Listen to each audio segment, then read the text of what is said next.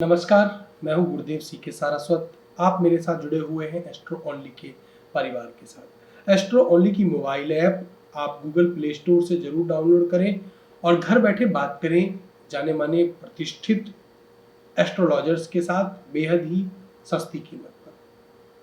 आज के इस वीडियो में हम बात करेंगे कि लाल किताब में राहु के मंदे होने के बारे में क्या क्या बात कही गई है। राहु जब एक वर्ड शब्द हमारे सामने आता है तो निश्चित रूप से हमें एक डर भी लगने लगता है। राहु और केतु दो ऐसे प्लैनेट हैं जिनका नाम सुनकर हम बहुत अधिक डर जाते हैं और कई बार शनि से भी अधिक डर हमें कुंडली में राहु और केतु के कारण लगता है। उसमें भी राहु का जो नाम है वो ऊपर ही रखा गया है।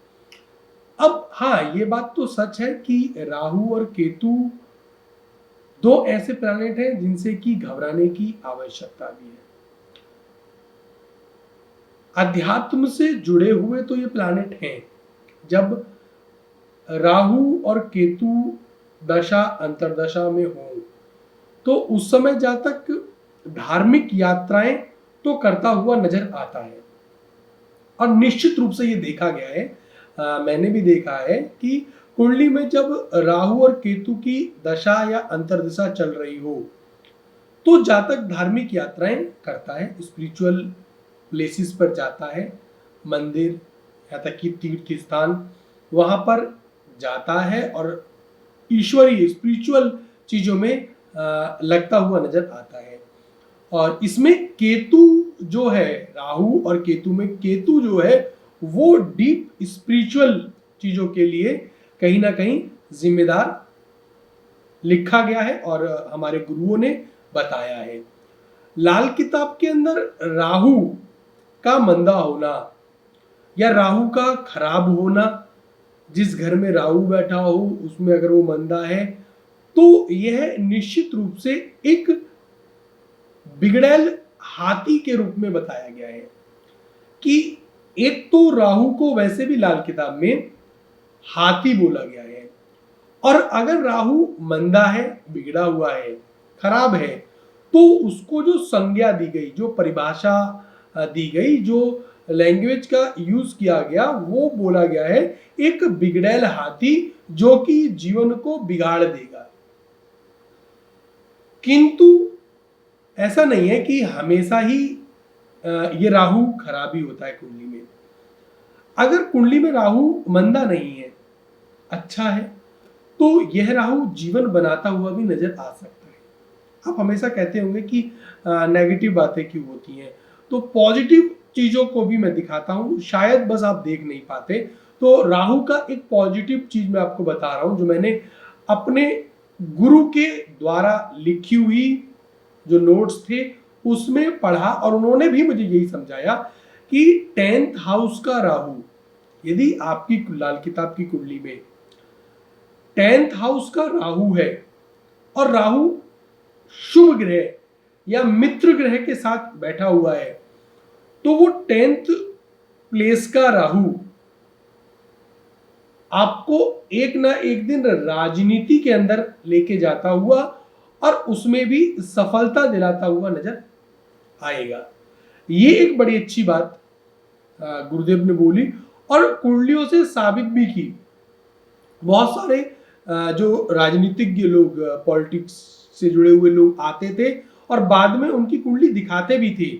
उसमें बहुत से लोगों की कुंडली में मैंने देखा कि 10th हाउस का राहु था और दृष्टि भी उसके ऊपर अच्छी थी, किसी भी तरीके से कोई खराब स्थिति नहीं बन रही थी। तो इसलिए वह व्यक्ति एक समय जब उम्र आधी हुई तो वह राजनीति के क्षेत्र में आए और सफलता हासिल करते हुए भी नजर आए। अगर आपकी कुंडली में यहां पर एक चीज और, पिछली बात 10th हाउस वाले राहु में ही एक बात और मैं बता दूं कि अगर 10th हाउस में राहु है तो केतु भी आसपास ही सामने कहीं होगा और मोस्टली वो 4th में आपको दिखेगा। तो उससे उस राजनीतिक व्यक्ति का अपना जो घर होता है वह केतु के कारण जरूर खराब हो जाता है। ठीक है, इतना और इसमें ऐड कर लीजिएगा। और घर से दूर जाकर वो जातक एक समय बाद स्पिरिचुअल चीजों में भी अपना मन लगाता हुआ नजर आता है।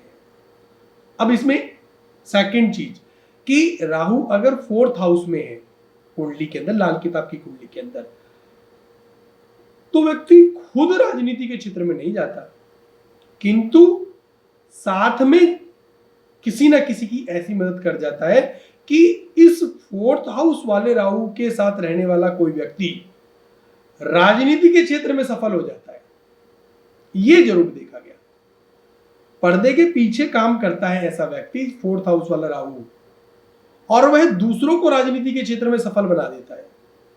ये एक बात देखी गई जो इंपॉर्टेंट थी, जो मैंने कहा पॉजिटिव बातें जो बतानी है वो ये पॉजिटिव रही। अब राहु का मंदा होना, खराब होना व्यक्ति का, यदि राहु मंदा है और खराब है तो आप अपने जीवन में एक तो आलस्य का शिकार हो जाएंगे। आपको राहु क्या है ना, काम नहीं करने देगा, राहु आराम करने देगा, आपको आराम के लिए बोलेगा, ज्यादा काम करने के लिए नहीं बोलेगा, आपको आलसी बना देगा। और यदि आपकी कुंडली में राहु मंदा है तो उसको बिना कुंडली किसी को दिखाए कैसे पहचाने, तो उसके ये लक्षण है जो मैं बता रहा हूं। एक तो आलस्य से घिरा हुआ व्यक्ति, अपनी झूठी तारीफ सुनने वाला व्यक्ति होता है, उसको तारीफ जो सुननी है, दूसरों के मुंह से तारीफ सुननी बहुत अच्छी लगती है, और अपने बारे में कहते हैं ना कि शेखी बगारना, बढ़ा चढ़ाकर झूठी मूठी बातें करना, ये सब उस व्यक्ति को बहुत पसंद आ रहा होता है कि जो चीज नहीं की होती वो सब भी वह व्यक्ति बता रहा होता है। यानी कि आपकी कुंडली में राहु मंदा है, मन में गंदे गंदे विचार और दूसरों के बुराई वाले विचार, निंदा करने वाले विचार ही आते हुए नजर आते हैं। अब अगर कुंडली में राहु मंदा है, काम धंधा करने का मन नहीं लगता, करने का दिल भी नहीं करता, और घाटे भी आ रहे हैं राहु के कारण, और उसमें अगर आपकी कुंडली में मंगल और खराब हो जाए तो हो गया आपका सत्यानाश, फिर तो बेड़ा गर्क हो गया आपका। राहु तो पहले ही केवल सपने दिखाएगा आपको झूठे झूठे। अब मंगल जो कारक है, राहु हो गया सपने दिखाने का कारक, लेकिन मंगल तो सपने नहीं दिखाता, मंगल तो कर्म करवाता है। मंगल से क्या आता है, मंगल से हमारे अंदर स्ट्रेंथ आती है, पावर आता है, पराक्रम आता है। अब अगर कुंडली में मंगल भी खराब हो गया ना तो आपका बेड़ा गर्क है, आपके बच्चों का बेड़ा गर्क है, घर में पड़ा रहेगा और कुछ काम नहीं करेगा। और जब कुंडली आती है ऐसी तो माता पिता बोलते हैं तो कुछ करता ही नहीं है, अजी कितना ही कुछ करने को बोलो, तो गलती उस जातक की नहीं है, राहु का मंदा होना, और उसमें भी अगर मंगल मंदा हो गया तो काम धंधा नहीं करेगा वो व्यक्ति।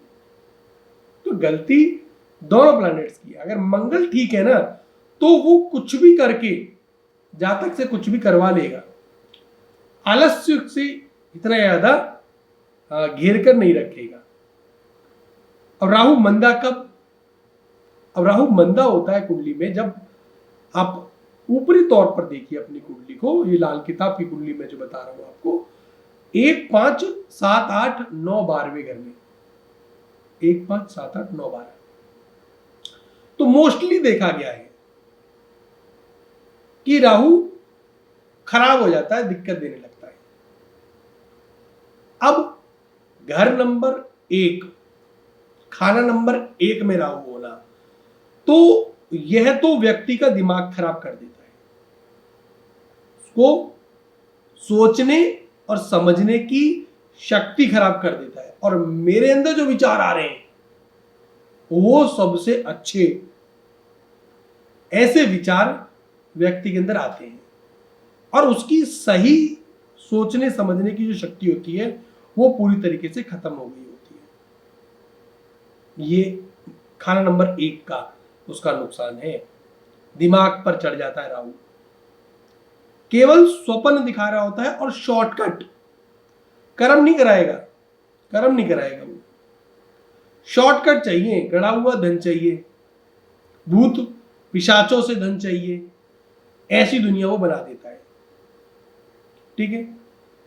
5वें घर में अगर राहु है, पेट की समस्या, विचार की समस्या और संतान की औलाद की समस्या, ऐसी समस्या 5 में है तो पेट की, सोच विचार की और औलाद में, और पेट से नीचे के अंगों में शिकायत, खासकर यौन अंगों में शिकायत, ऐसी 5वें भाव का राहु देता है। 7वें भाव का राहु भी सेक्स प्रॉब्लम और वैवाहिक जीवन को तबाह करने वाला, पत्नी या पति के अलावा कोई और संबंध या रिलेशनशिप में एक से बहुत अधिक संबंध, 7वें हाउस में यदि राहु है तो वो भी देता है। 9th में राहु जो है तो वो बृहस्पति के जो अच्छे गुण हैं उसको खत्म करने वाला होता है, बृहस्पति के गुणों को खा जाता है। और खासकर फिर इसमें व्यापार में समस्या, और व्यक्ति को कई बार देखा ऐसा राहु व्यक्ति को अच्छे कर्मों से दूर ही निकालता है, हमेशा बुरी संगत में ही बैठाता हुआ नजर आएगा। अब कई बार यह भी देखा गया कि 10वें घर में बैठा हुआ राहु खराब है। अब मैंने अभी शुरू में कहा था कि यह पॉलिटिकल के क्षेत्र में लाभ देगा, आप काम धंधे में हमेशा ही परेशान रहेंगे, काम धंधे में सफलता नहीं प्राप्त हो पाएगी आपको, ऐसी दिक्कतें आएंगी। 11वें भाव में यदि मंदा हो गया तो आमदनी की समस्या देता है, और 12वें भाव में मंदा राहु तो जी रातों की नींद उड़ाने वाला होता है, सपने अच्छे आएंगे ही नहीं, बेहद खराब स्थिति होती है 12वें भाव की। तो अब इस राहु को ठीक कैसे करें? पहला तो है किसी जानकार अच्छे ज्योतिषाचार्य की शरण में जाना। ठीक है, पहला तो आपको ये काम करवाना है। दूसरा, जैसा कि मैंने कहा कि मंदा राहु लाल किताब में क्या बोला गया, एक पागल बिगड़ैल हाथी। अब हाथी जब बिगड़ैल है और उसको सही करना है तो क्या करना होगा, आपको एक अच्छे महारत की आवश्यकता होगी जो कि इस बिगड़ैल हाथी को सही से चला सके। और महावत जो है वो है मंगल।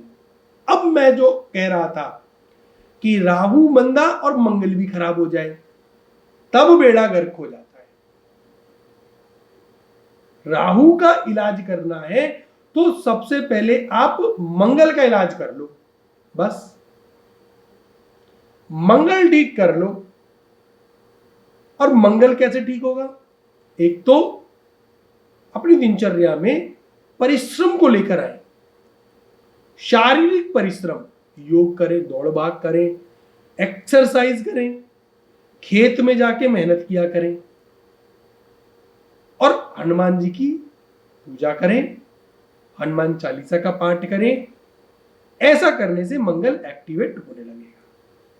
अब आप कहेंगे कि और उपाय बताओ लाल किताब के, तो इसमें 1-2 उपाय हैं जो कि आपको करने चाहिए। कि एक तो मंगल से जुड़ी हुए कुछ जो पदार्थ हैं, एक लाल कलर की चौकोर चारों तरफ से बराबर एक थैली लीजिए या बनवाइए उसको, और उसमें शक्कर, देशी शक्कर जो कि लाल कलर की होती है, व्हाइट शक्कर नहीं, देशी शक्कर जो कि लाल भूरी रंग की होती है, वो थोड़ी सी सौंफ और एक लाल मूंगा। अब पोटली में जब शक्कर रखें और सौंफ रखें तो उसको किसी पॉलिथीन में रखना ताकि चींटी इत्यादि ना हो जाए, और वो लाल कलर की पोटली में रखें मूंगे के साथ में, मूंगा 5 से 7 रत्ती हो, और उसको प्रतिदिन सोते वक्त अपनी तकिया के नीचे रखें। अब आप कहेंगे ये कैसा उपाय है? जी हाँ, अब सोते वक्त क्या है कि राहु क्या करता है, सपने दिखाता है, विचार उल्टे सीधे लेके आता है, वहीं से समस्या शुरू होती है।